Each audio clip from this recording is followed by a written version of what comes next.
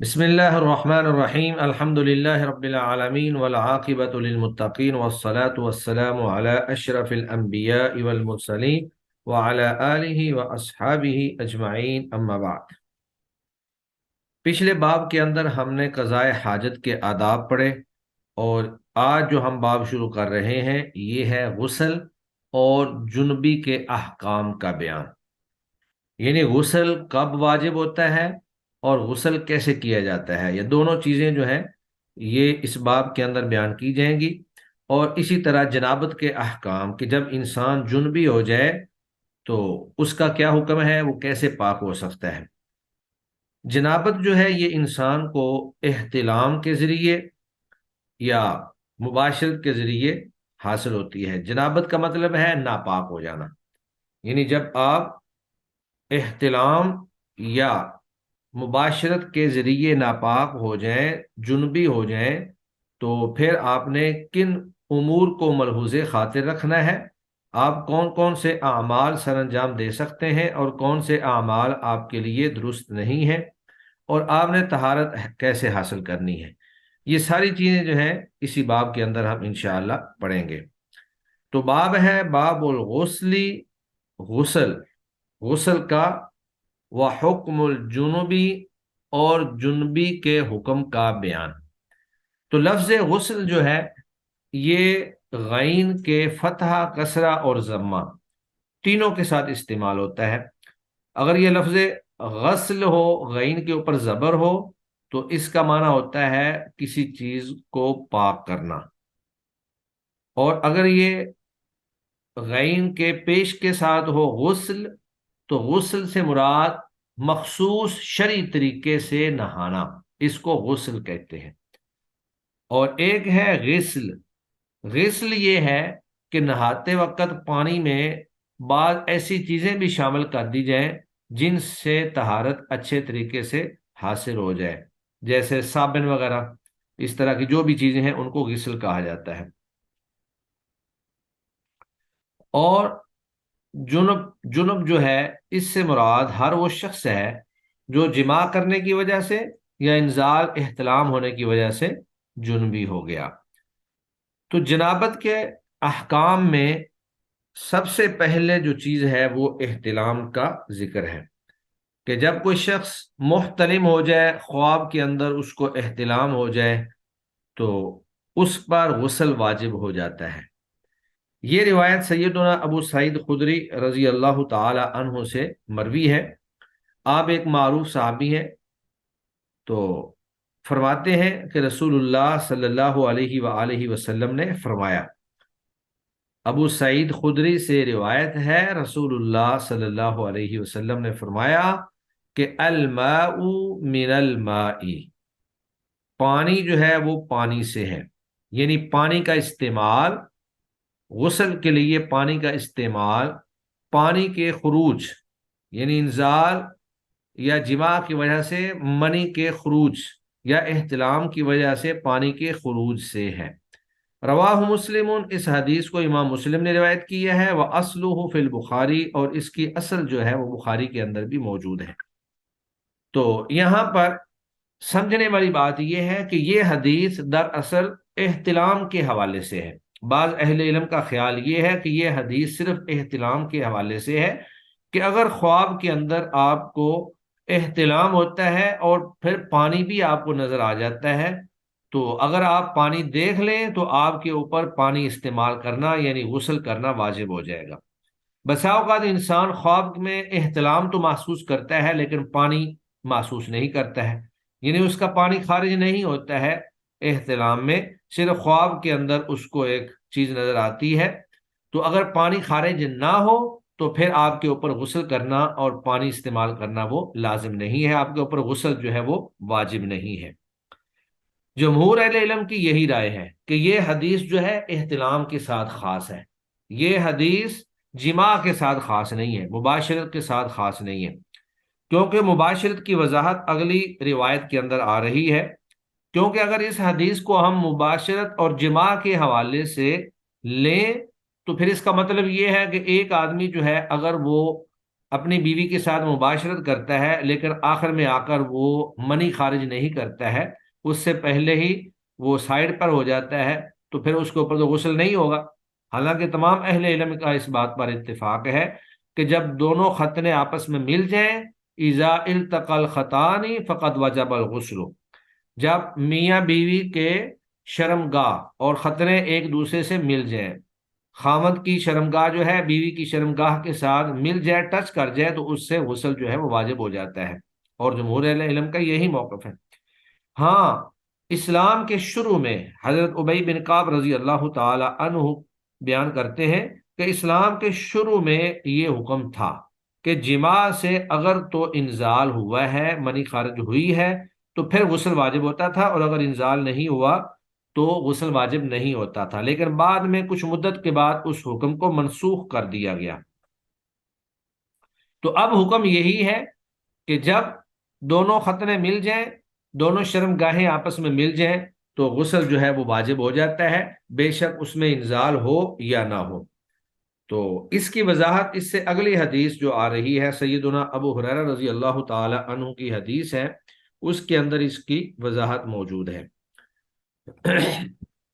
تو یہ حدیث جو ہے احتلام کے ساتھ خاص ہوگی، یعنی احتلام، خواب میں اگر آپ کو احتلام نظر آتا ہے اور پھر پانی بھی آپ کا خارج ہو جاتا ہے، انزال ہو جاتا ہے، تو آپ کے اوپر غسل واجب ہے، ورنہ آپ کے اوپر غسل واجب نہیں ہے۔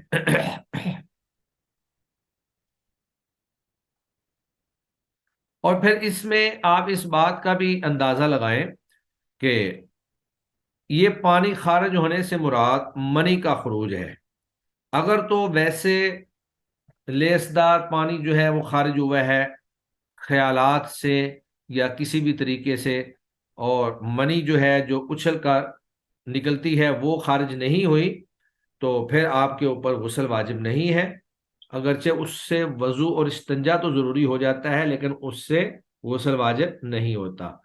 غسل اس پانی کے نکلنے سے واجب ہوتا ہے جس کو منی کہا جاتا ہے، جو شہوت کے ساتھ اور جھٹکے سے اور کود کر جو ہے، اچھل کر جو ہے نکلتی ہے۔ دوسری روایت جو ہے وہ سیدنا ابو ہریرہ رضی اللہ تعالی عنہ سے مروی ہے، قال قال رسول اللہ صلی اللہ علیہ وسلم،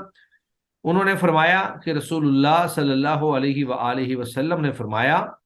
اذا جلس احدکم، جب بیٹھ جائے تم میں سے کوئی ایک، بین شعابہ الاربعی، اس عورت کے چاروں شاخوں کے درمیان، چاروں گوشوں کے درمیان،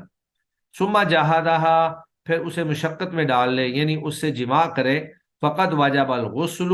تو اس آدمی پر غسل جو ہے وہ واجب ہو جاتا ہے۔ اب یہاں پر نبی کریم صلی اللہ علیہ وآلہ وسلم نے کنایا کے الفاظ جو ہے وہ استعمال کیے ہیں۔ تو یہاں پر بیٹھنے سے مراد بیوی کے چاروں شانوں سے مراد اس کے دو ہاتھ اور دو پاؤں ہیں، یعنی مرد جو ہے وہ اپنی بیوی کے ان مقامات کے درمیان میں بیٹھ جائے، اور غسل مطلب مشقت میں ڈالنے سے کنایا ہے کہ وہ اس کے ساتھ جماع کرے، تو جب وہ جماع کرے گا تو پھر اس کے اوپر جو ہے غسل واجب ہو جائے گا۔ متفق علیہ، یہ حدیث متفق علیہ ہے۔ وزاد مسلم، اور امام مسلم نے یہ الفاظ بھی زیادہ کیے ہیں کہ وَإِن لَّمْ يُنزِلْ، اگرچہ وہ انزال نہ بھی کرے، یعنی صرف اگر کوئی شخص اپنی بیوی کے ساتھ مباشرت کرتا ہے، جماع کرتا ہے اور انزال نہیں کرتا ہے، تو بھی اس بندے پر غسل واجب ہو جائے گا۔ اور جو پچھلی روایت ہے وہ احتلام کے ساتھ خاص ہے کہ جب آپ پانی دیکھیں گے تو اس وقت جو ہے آپ غسل کریں گے، اور اگر آپ پانی نہیں دیکھیں گے تو آپ کے اوپر غسل لازم نہیں ہوتا۔ تو یہ حدیث جو ہے ہمارے لیے، اس میں کئی ایک فوائد ہیں، کئی ایک اہم چیزیں ہیں جو بیان کی گئی ہیں۔ ان میں سے ایک چیز یہ بھی ہے کہ نبی کریم صلی اللہ علیہ وآلہ وسلم جو ہیں وہ شرم و حیا والی باتوں کو کنایتاً اور اشارتاً بیان فرما دیا کرتے تھے۔ اب یہاں بھی آپ صلی اللہ علیہ وسلم نے عورت کے مخصوص اعضاء کا براہ راست نام لینے کی بجائے چار گوشوں کا تذکرہ کر دیا، اور جماع کا نام لینے کی بجائے آپ نے ثم جاہدہا، کہ اس کو مشقت میں ڈال دے، اس کے کنایے سے ہے اس کو تعبیر کر دیا۔ بہت ساری ایسی شرم و حیا کی چیزیں ہوتی ہیں جو کنایا اور اشارہ سے بیان تو کر دی جاتی ہیں، لیکن ان کا بیان کرنا ضروری ہوتا ہے۔ اگر انسان وہ چیزیں پوری زندگی جو ہے شرم و حیا کی وجہ سے سیکھ نہ سکے، تو بسا اوقات ایسا بھی ہوتا ہے کہ ایک آدمی بوڑھا ہو جاتا ہے، بڑی عمر کا ہو جاتا ہے، لیکن اس کو غسل کا طریقہ نہیں آتا، اس کو یہ پتہ نہیں ہوتا کہ میرے اوپر غسل کب واجب ہے۔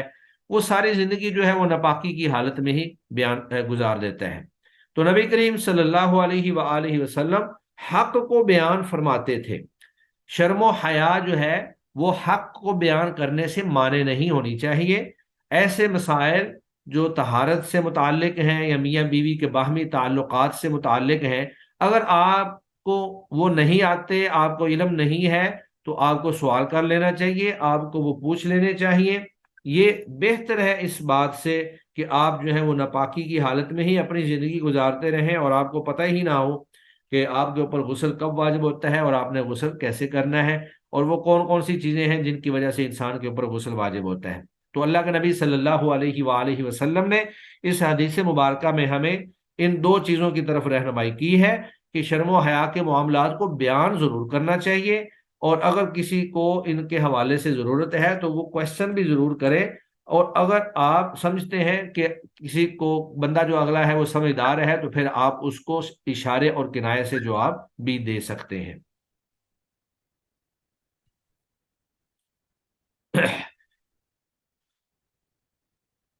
اس سے اگلی حدیث جو ہے وہ احتلام کے حوالے سے ہی ہے، لیکن عورتوں کے احتلام کے حوالے سے ہے۔ یہ اللہ رب العزت کا ایسا نظام ہے کہ مردوں کو عورتوں کی نسبت احتلام زیادہ ہوتا ہے، اور عورتوں میں سے بہت قلیل تعداد ایسی خواتین ہوتی ہیں جن کو احتلام ہوتا ہے۔ مردوں کو خواب کے اندر ایسے ہی محسوس ہوتا ہے کہ جیسے وہ اپنی بیوی کے ساتھ جمع کر رہے ہیں، اور عورت کو بھی ایسا محسوس ہوتا ہے کہ وہ اپنے میاں کے ساتھ جمع کر رہی ہے۔ تو یہ خواب کے اندر بات ہوتی ہے، لیکن عورتوں کے اندر یہ نسبت بہت قلیل ہے اور بہت ہی کم ہے۔ یہی وجہ ہے کہ عورتیں اس حوالے سے بھی تردد کا شکار تھیں کہ کیا عورتوں میں بھی ایسا ہوتا ہے، جس طرح کہ آگے ہم ایک حدیث پڑھیں گے کہ اللہ کے نبی سے پوچھا گیا کہ کیا عورت بھی احتلام دیکھتی ہے یا عورت کو بھی احتلام ہوتا ہے؟ تو اللہ کے نبی صلی اللہ علیہ وسلم نے فرمایا کہ ہاں، اگر عورت جو ہے اس سے مادہ منویہ خارج نہ ہوتا تو پھر یہ جو عورت اور مرد کے ساتھ یا ماں اور باپ کے ساتھ یہ جو مشابہت ہوتی ہے یہ کیسے؟ حالانکہ مشابہت اسی لیے ہوتی ہے کہ اگر مرد کا پانی جو ہے وہ غالب آ جائے تو بچہ جو ہے وہ باپ کے ہم مثل ہوتا ہے، اس کے مشابہ زیادہ ہوتا ہے، اور اگر عورت کا پانی جو ہے وہ غالب آ جائے تو بچہ جو ہے وہ ماں کے زیادہ مشابہ ہوتا ہے۔ تو یہ روایت حضرت ام سلمہ رضی اللہ تعالی عنہا سے مروی ہے۔ ام سلمہ رضی اللہ تعالی عنہا وہ معروف صحابیہ ہیں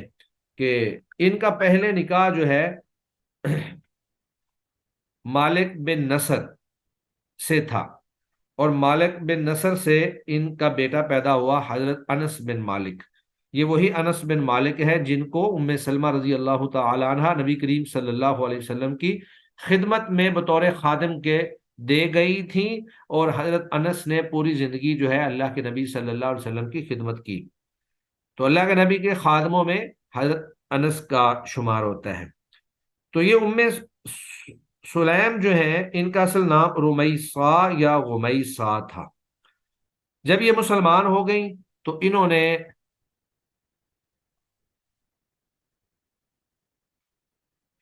نے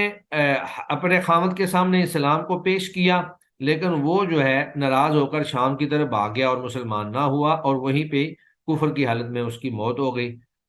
تو انہوں نے پھر بعد میں حضرت ابو طلحہ انصاری رضی اللہ تعالی عنہ کے ساتھ شادی کر لی، لیکن حضرت ابو طلحہ جو ہے وہ بھی اس وقت ابھی تک مشرک تھے۔ تو ام سلیم نے ان سے یہ شرط پیش کی کہ اگر آپ مجھ سے شادی کرنا چاہتے ہیں تو آپ اسلام قبول کر لیں۔ تو ابو طلحہ نے کہا ٹھیک ہے، میں اسلام قبول کر لیتا ہوں۔ تو ابو طلحہ نے اسلام قبول کر لیا، تو ام سلیم جو ہے ان کا نکاح جو ہے وہ ابو طلحہ کے ساتھ ہو گیا۔ اوپر جو راویہ ہیں وہ ہے ام سلمہ، ایک ام سلیم ہے اور ایک ام سلمہ ہے۔ تو سلمہ رضی اللہ تعالی عنہا جو ہے یہ نبی کریم صلی اللہ علیہ وآلہ وسلم کی زوجہ محترمہ ام المؤمنین ہے۔ تو سلیم نے آ کر سوال کیا اور سلمہ بھی وہاں پر موجود تھی۔ وعن سلمہ رضی اللہ عنہا، سیدہ سلمہ رضی اللہ عنہا سے روایت ہے، ان سلیم، بے شک سلیم نے، وہی امرأۃ ابی طلحہ، جو کہ ابو طلحہ کی بیوی تھی، قالت، انہوں نے آ کر کہا، یا رسول اللہ، اے اللہ کے رسول، ان اللہ، بے شک اللہ، لا یستحیی، وہ نہیں شرماتا، من الحق، حق کو بیان کرنے سے۔ کیونکہ شرم و حیا والی بات تھی، اس لیے پہلے یہ بات واضح کر دی کہ اللہ رب العزت جو ہے وہ حق کو بیان کرنے سے شرم نہیں کرتے، تو یہ بھی چونکہ شرم و حیا والی بات ہے، لہذا میں یہ آپ سے پوچھنا چاہ رہی ہوں۔ تو ان اللہ، بے شک اللہ تعالی، لا یستحیی، نہیں شرم کرتے، من الحق، حق کو بیان کرنے سے۔ فرمایا، فہل علی المرأۃ، کیا عورت پر لازم ہے، من غسل، غسل کرنا، اذا احتملت، اذا احتلمت، جب وہ احتلام سے ہو جائے، محتلم ہو جائے۔ قالا، تو اللہ کے نبی صلی اللہ علیہ وسلم نے فرمایا، نعم، ہاں، یعنی عورت پر بھی غسل واجب ہو جاتا ہے جب وہ محتلم ہو جائے۔ تو اس لیے بات ثابت ہوئی کہ عورت کو بھی احتلام ہوتا ہے، لیکن آگے آپ نے ایک شرط لگا دی، وہ کیا ہے کہ اذا رأت الماء، جب وہ پانی دیکھے۔ تو جب بیدار ہونے کے بعد پانی دیکھے کہ احتلام کے بعد پانی خارج ہوا ہے، منی خارج ہوئی ہے، اس کے جسم پر، کپڑوں پر موجود ہے، تو پھر وہ جو ہے غسل کرے گی، اس پر غسل واجب ہوگا۔ لیکن اگر وہ پانی نہ دیکھے تو پھر اس پر غسل واجب نہیں ہوتا ہے۔ متفق علیہ، یہ حدیث متفق علیہ ہے۔ اور دوسری روایت جو ہے وان انس، سیدنا انس سے روایت ہے، انہوں نے کہا، رسول اللہ صلی اللہ علیہ وسلم نے فرمایا، فی المرأتی، اس عورت کے بارے میں، ترا، جو دیکھتی ہے، فی منامیہا، اپنے خواب میں، ما یرا، وہ چیز، الرجل، جو مرد دیکھتا ہے۔ یعنی عورت اگر اپنے خواب میں وہ چیز دیکھے جو مرد دیکھتا ہے، قالا، تو آپ صلی اللہ علیہ وسلم نے فرمایا، تغتسل، کہ وہ غسل کرے گی۔ متفق علیہ، یہ حدیث متفق علیہ ہے۔ وزاد مسلم، اور امام مسلم نے اس حدیث کے آگے یہ الفاظ بھی زیادہ کیے ہیں کہ جب سلیم اللہ کے نبی صلی اللہ علیہ وآلہ وسلم سے یہ سوال کر رہی تھی، تو سلمہ رضی اللہ تعالی عنہا جو وہاں موجود تھیں، انہوں نے کوشچن کیا، وَهَلْ يَكُونُ هَذَا، اے اللہ کے رسول، کیا ایسے بھی ہوتا ہے؟ یعنی ان کو ممکن ہے ان کو احتلام نہیں ہوتا ہوگا۔ تو میں نے جس طرح پہلے بھی بتایا کہ احتلام کی شرح جو ہے وہ خواتین کے اندر بہت کم ہے، لیکن یہ ممکن ہے، ایک چیز جب اللہ رب العزت نے پیدا کر دی ہے تو یہ ایک ممکن چیز ہے، بعید نہیں ہے کہ کسی عورت کو احتلام ہو جائے یا مرد کو احتلام ہو جائے۔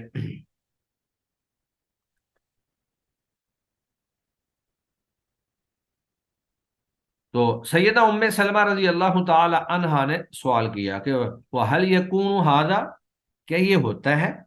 قال نعم، تو اللہ کے نبی صلی اللہ علیہ وسلم نے فرمایا کہ ہاں، یہ ہوتا ہے۔ اس کی آگے پھر توجیہ بیان کی، عقلی دلیل بھی پیش کی اطمینان کے لیے کہ فمن اینا، اگر یہ نہ ہوتا فمن اینا، تو پھر یہ کیسے ہوتی ہے، یکون شبہ مشابہت، ماں کے ساتھ بچے کی مشابہت پھر کیسے ہوتی ہے اگر یہ احتلام عورت کو نہیں ہوتا تو یہ اللہ کے نبی صلی اللہ علیہ وسلم نے ایک دلیل کے ذریعے ان کو مطمئن کیا۔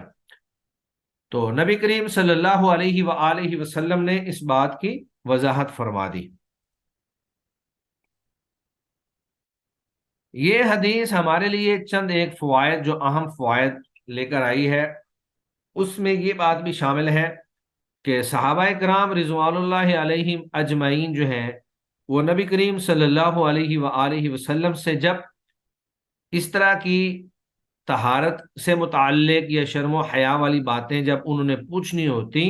تو بطور ادب کے وہ پہلے اس بات کا اظہار کر دیتے کہ یا رسول اللہ، بات تو شرم و حیا والی ہے، لیکن عذر یہ ہے کہ مجھے ان چیزوں کا علم نہیں۔ تو جب اللہ رب العزت جو ہے وہ شرم و حیا نہیں کرتے حق کو بیان کرنے سے، تو آپ یہ چیز جو میں سوال کر رہا ہوں یا کر رہی ہوں اس بارے میں مجھے آپ معذور جانیں۔ اس حدیث سے یہ بات بھی ثابت ہوئی کہ اللہ تعالیٰ کی صفت حیا ہے۔ اللہ تعالیٰ کی جو صفات قرآن اور حدیث سے ثابت ہیں، ہم ان سب صفات کو تسلیم کرتے ہیں، بغیر تشبیہ کے، بغیر تمثیل کے، بغیر تکییف کے۔ باقی اللہ رب العزت کی شان کے جیسے لائق ہے، ہم اس کی کوئی تشبیہ یا تمثیل بیان نہیں کریں گے۔ تیسری یہ بات ہمیں ثابت ہوئی کہ مردوں کی طرح عورتوں کو بھی احتلام ہوتا ہے، مردوں کی طرح عورتوں کو بھی احتلام ہوتا ہے۔ اور چوتھی بات یہ ثابت ہوئی کہ بیدار ہونے کے بعد اگر آدمی یا عورت، مرد یا عورت، جو کوئی بھی اپنے بدن پر یا کپڑوں پر جنابت کا اثر دیکھے اور اسے یقین ہو جائے کہ یہ منی ہے،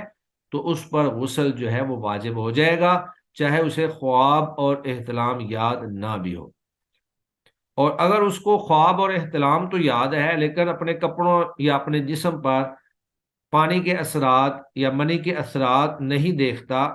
پانی کا خروج شاید نہیں ہوا ہوگا، تو پھر اس کے اوپر غسل جو ہے وہ واجب نہیں ہے۔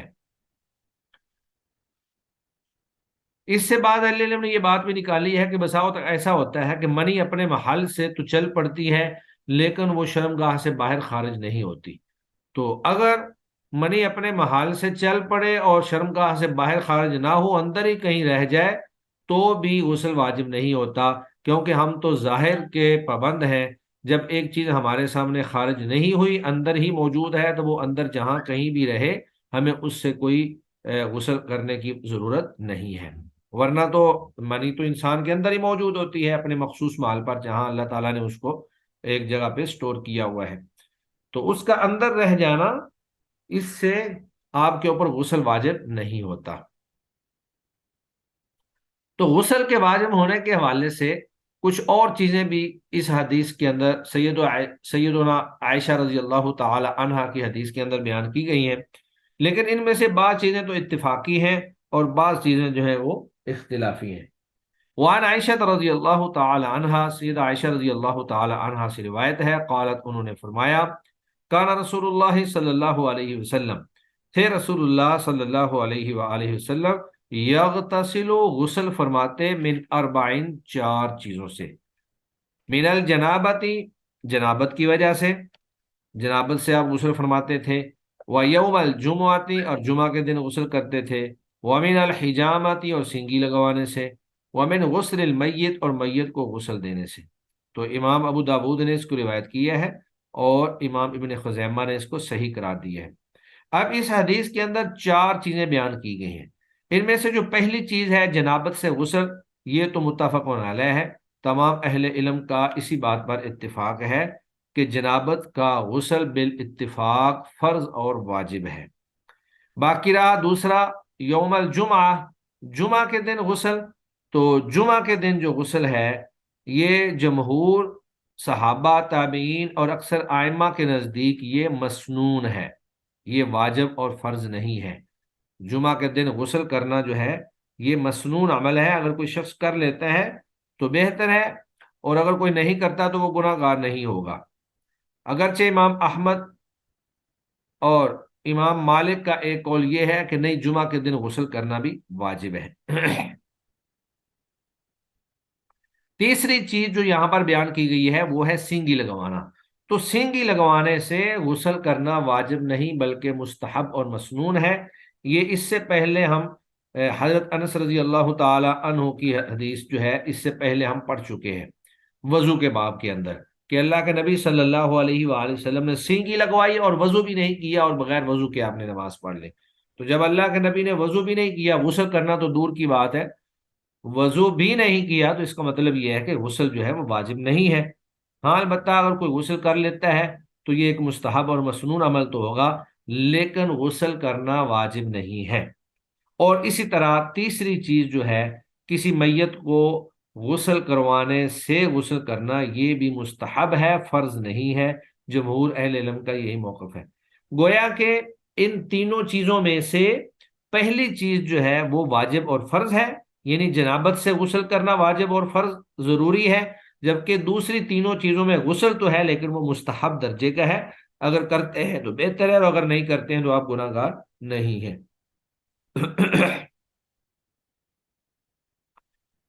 اسی طرح غسل کے حوالے سے اگر کوئی شخص مسلمان ہونا چاہتا ہے، اسلام میں داخل ہونا چاہتا ہے، تو اس کے لیے بھی غسل کرنا یہ واجب ہے۔ اس میں بعض اہل علم کہتے ہیں کہ اس کے لیے غسل کرنا واجب ہے، اور بعض اہل علم کہتے ہیں کہ نہیں، مستحب ہے۔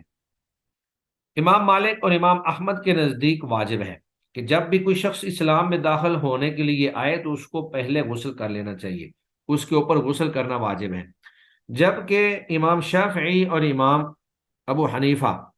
وہ کہتے ہیں کہ نہیں، یہ غسل جو ہے مستحب ہے، واجب نہیں ہے۔ تو بہرحال اہل علم کا اس میں اختلاف پایا جاتا ہے،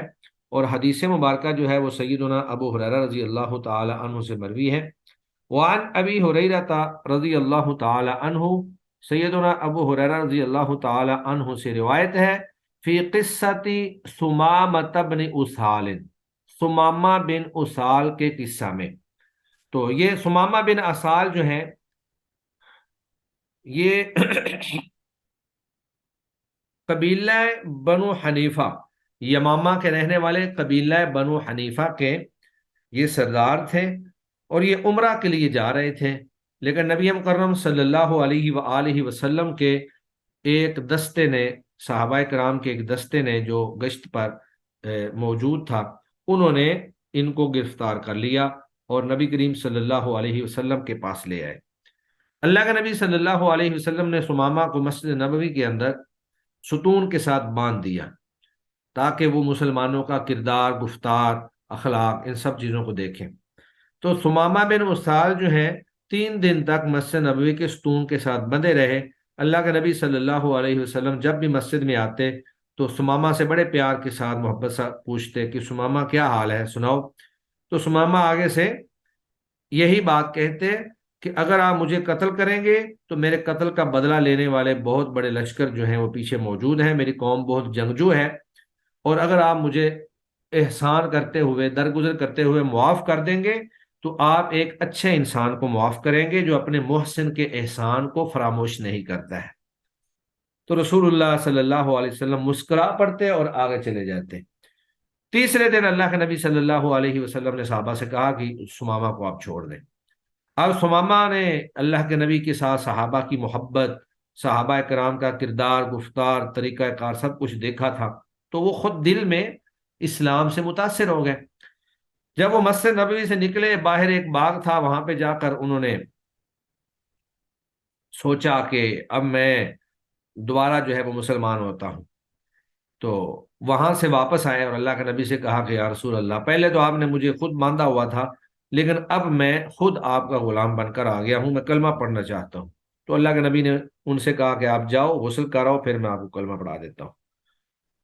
تو اس واقعہ سے یہ بات ثابت ہوتی ہے کہ جو شخص اسلام قبول کرنا چاہتا ہے وہ پہلے غسل کر لے اور اس کے بعد جو ہے وہ اسلام میں داخل ہو۔ تو بہرحال اہل علم کا اس میں اختلاف پایا جاتا ہے کہ یہ غسل جو ہے وہ واجب ہے یا یہ غسل جو ہے یہ مستحب ہے۔ اس حدیث سے ہمیں چند ایک چیزیں معلوم ہوتی ہیں۔ پہلی بات تو یہ معلوم ہوئی کہ کسی بھی قیدی کو مسجد کے ستون سے باندھنا درست ہے، کیونکہ حضرت ثمامہ کو مسجد میں باندھا گیا تھا۔ دوسری یہ بات ہمارے سامنے آئی کہ غیر مسلم قیدیوں کے ساتھ حسن سلوک سے پیش آنا چاہیے، اس سے ان کے دلوں میں اسلام کی محبت اور اسلام کی جو انسیت ہے وہ ان کے دلوں میں گھر کر جائے گی، اور ممکن ہے کہ وہ مسلمان ہو جائے۔ تیسری بات یہ بھی ثابت ہوئی کہ کافر بندے کو مسجد میں ضرورت کے تحت ٹھہرایا جا سکتا ہے۔ اب یہ چونکہ اس وقت ابھی مسلمان نہیں ہوئے تھے، اب یہاں پر اہل علم نے ایک نقطہ جو ہے وہ یہ نکالا ہے کہ اگر ایک غیر مسلم جو ہے وہ کلمہ پڑھ لیتا ہے اور اس نے یہ کلمہ جو ہے وہ بغیر غسل کے پڑھا تھا، کیونکہ بسا اوقات انسان ایسے حالات میں ہوتا ہے کہ وہاں پر غسل کرنے کا موقع نہیں ملتا، اور اس در سے نماز کا ٹائم بھی ہو جائے، تو بعض اہل علم کا یہ خیال ہے کہ ایسا شخص اگر وضو کر کے نماز پڑھے گا تو انشاءاللہ اس کی نماز جو ہے وہ درست ہوگی، اگر اس کے پاس غسل کا ٹائم نہیں تھا۔ لیکن اگر وہ جماع یا احتلام کی وجہ سے جنابت کی حالت میں تھا تو پھر اس کو غسل لازمی کرنا ہوگا، غسل کرنے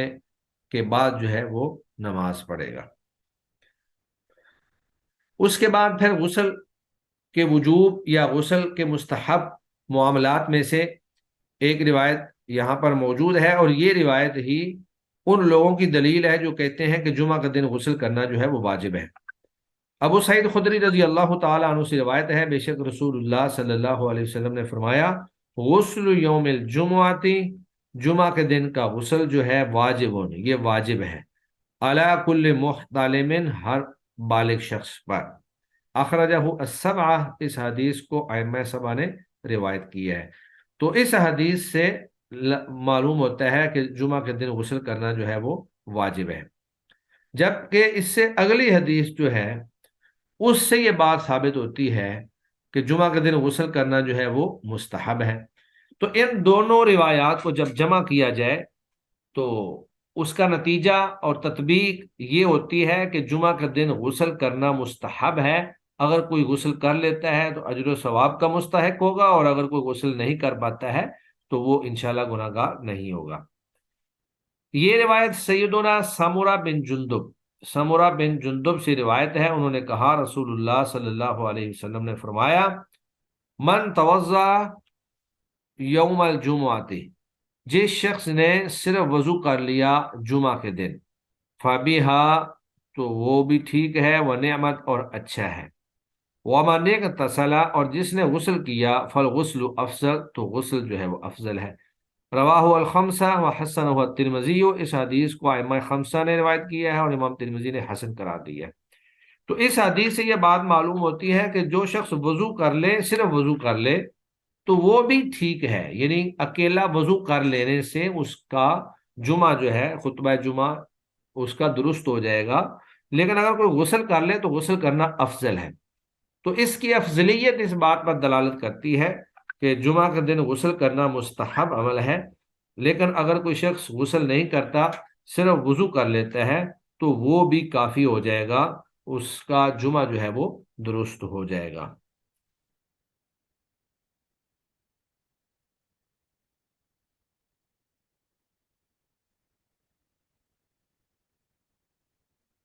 اس سے اگلی حدیث کے اندر ایسے شخص کا حکم بیان کیا گیا ہے جو جس پر غسل واجب تھا، تو کیا وہ قرآن مجید کی تلاوت کر سکتا ہے یا نہیں کر سکتا؟ ایک ہے کہ انسان صرف بے وضو ہو، یعنی جنبی نہ ہو، بے وضو ہو، تو بے وضو آدمی جو ہے اس کے لیے مستحب تو یہ ہے کہ وہ وضو کر کے قرآن مجید کی تلاوت کرے، لیکن اگر وہ زبانی تلاوت کر رہا ہے تو بغیر وضو کے بھی بعض اہل علم کے نزدیک وہ تلاوت کر سکتا ہے، اس میں کوئی حرج والی بات نہیں ہے۔ لیکن اگر وہ جنبی ہے تو پھر اس کے اوپر غسل واجب ہے، اور جب تک وہ غسل نہیں کر لیتا اس وقت تک اس کے لیے قرآن مجید کی تلاوت کرنا درست نہیں ہے۔ یہ روایت سیدنا علی رضی اللہ تعالی عنہ سے روایت ہے، مروی ہے، وعن علی رضی اللہ عنہ قال، سیدنا علی رضی اللہ تعالی عنہ سے مروی ہے، انہوں نے کہا، کان رسول اللہ صلی اللہ علیہ وسلم، تھے رسول اللہ صلی اللہ علیہ وسلم، یقرئنا القرآن، ہمیں قرآن پڑھاتے، قرآن مجید کی تعلیم دیتے تھے، ما لم یکن جنبن، جب تک آپ جنبی نہ ہوتے۔ تو اس کا مفہوم مخالف یہ ہے کہ جب آپ جنبی ہوتے تو پھر آپ قرآن مجید کی تعلیم نہیں دیتے تھے۔ تو یہ حدیث اس بات پر دلالت کرتی ہے کہ جب انسان جنبی ہو تو غسل کرنے کے بعد وہ قرآن مجید کی تلاوت کرے، تعلیم و تعلم کا معاملہ کرے، اور اگر اس نے ابھی تک غسل نہیں کیا ہے تو وہ تعلیم و تعلم کا معاملہ نہیں کر سکتا ہے، اور قرآن مجید کی تلاوت جو ہے وہ نہیں کر سکتا ہے۔ تو اس حدیث سے ہمیں یہ بات معلوم ہوئی کہ نبی کریم صلی اللہ علیہ وآلہ وسلم اللہ کا پیغام اللہ کے بندوں کو پہنچانے کے بے حد حریص تھے، اس لیے آپ متعدد صحابہ کرام کو خود قرآن مجید سکھایا کرتے تھے۔ ہاں البتہ جب جنابت کی حالت میں ہوتے تو پھر آپ قرآن مجید کی تعلیم سے رک جاتے۔ تو جو حکم جو ہے یہاں پر جنبی کا ہے وہی حکم جو ہے وہ حائضہ کا ہے، جو پیچھے ہم نواقض الوضو کے اندر، نواقض الوضو کے باب میں ہم پڑھ چکے ہیں۔ اس حدیث سے ہمیں یہ بات بھی معلوم ہوئی کہ دینی امور کے اندر حیا مناسب نہیں ہے، اس لیے نبی کریم صلی اللہ علیہ وآلہ وسلم معاملات کو کھول کر بیان کر دیا کرتے تھے، اور حضرت علی رضی اللہ تعالی عنہ نے بھی یہاں پر واضح واضح طور پر فرما دیا کہ ما لم یکن جنبا، جب تک آپ صلی اللہ علیہ وسلم جنبی نہ ہوتے۔ تو آپ صلی اللہ علیہ وسلم کا جو عمل ہے وہ بھی بالکل کھول کر جو ہے وہ بیان کر دیا۔ تو یہ وہ چند ایک چیزیں ہیں، ابھی باب آگے مکمل نہیں ہوا، باب کے اندر 7-8 روایات مزید بھی ابھی تک موجود ہیں، لیکن چونکہ ہمارے پاس ٹائم کم ہے اور آپ میں سے چند ایک لوگوں کی آج تدریس بھی ہوگی انشاءاللہ، تو ابھی تک جو ہم نے پڑھا ہے وہ یہ ہے کہ احتلام اور بیوی کے ساتھ جماع، ان دونوں صورتوں میں جب منی خارج ہو، اور جماع میں منی خارج ہو یا نہ ہو، جب جماع کر لیا تو احتلام کے اندر جب منی خارج ہو تو انسان پر غسل واجب ہو جاتا ہے۔ اور پھر یہ احتلام جو ہے جس طرح مردوں کو ہوتا ہے اسی طرح عورتوں کو بھی ہوتا ہے، لیکن عورتوں کے اندر اس کی شرح جو ہے، اس کی تعداد بہت قلیل ہے، بہت کم ہے۔ اور احتلام کے بعد غسل اس وقت واجب ہوتا ہے جب آدمی پانی دیکھے۔ اگر ایک شخص نے خواب کے اندر احتلام تو دیکھا، لیکن جب وہ بیدار ہوتا ہے اور دیکھتا ہے کہ اس کے کپڑوں پر یا جسم پر منی کا کوئی نشان موجود نہیں ہے، پانی کے کوئی اثرات موجود نہیں ہیں، تو اس پر غسل واجب نہیں ہوگا۔ لیکن اگر ایک شخص کو اپنا خواب یا احتلام تو یاد نہیں، لیکن جب وہ بیدار ہوتا ہے اور وہ دیکھتا ہے کہ اس کے کپڑوں پر یا اس کے جسم پر منی کے اثرات موجود ہیں، تو اس کے اوپر بھی غسل واجب ہوگا۔ اور پھر نبی کریم صلی اللہ علیہ وآلہ وسلم سے چند ایک مستحب غسل بھی ثابت ہیں کہ جمعہ کے دن غسل کرنا، سینگی لگوا کر غسل کرنا، میت کو غسل دے کر غسل کرنا، اسی طرح اسلام لانے سے پہلے غسل کرنا۔ تو یہ جو ہے اس میں اگرچہ اہل علم کا اختلاف ہے کہ یہ واجب ہے یا مستحب ہے، دونوں طرح کے اقوال جو ہیں وہ موجود ہیں۔ پھر جمعہ کے دن جو غسل کرنا ہے اس میں بھی اہل علم کے دونوں ہی قول موجود ہیں، لیکن راجح موقف یہی ہے۔ جی السلام علیکم ورحمۃ اللہ۔